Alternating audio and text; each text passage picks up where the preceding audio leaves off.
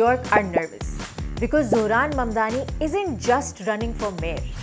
He is running to rewrite how power and profit work in America's richest city.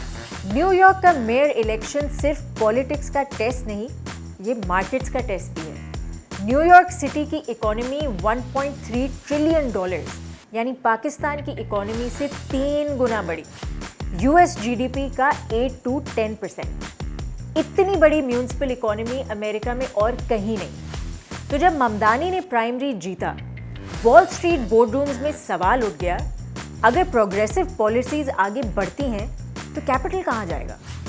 Forbes के मुताबिक billionaire donors political action committees के जरिए funding कर रहे हैं ममदानी को रोकने के लिए, और कुछ फर्म्स क्वाइटली मायामी, टेक्सास और कनेटिकट रीलोकेशन प्लान्स एक्सप्लोर कर रही हैं। सबसे बड़ा फ्लैश पॉइंट, फ्री बस ट्रैवल। एनवाईसी हर साल बस फेयर से $1 बिलियन कमाता है।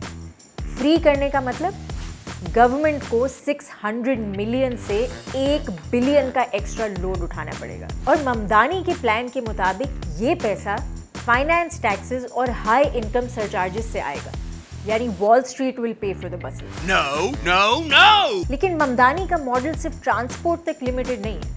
उनकी पॉलिसी लिस्ट में है minimum wage hike to make NYC a living wage city, progressive taxation जहां कॉर्पोरेट प्रॉफिट्स और फाइनेंस ट्रांजैक्शंस पर सरचार्ज लगे, कमर्शियल रेंट कंट्रोल ताकि स्मॉल बिजनेसेस सरवाइव कर सकें, और पब्लिक बैंकिंग सिस्टम जहां सिटी अपना पैसा प्राइवेट बैंक्स के बजाय अपने फंड के जरिए सर्कुलेट करे।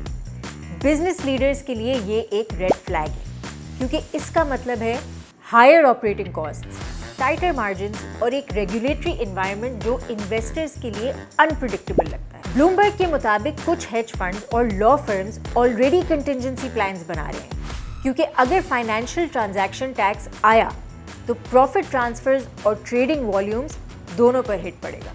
लेकिन प्रोग्रेसिव्स कहते हैं ये रीडिस्ट्रीब्यूशन नहीं, री इन्वेस्टमेंट है।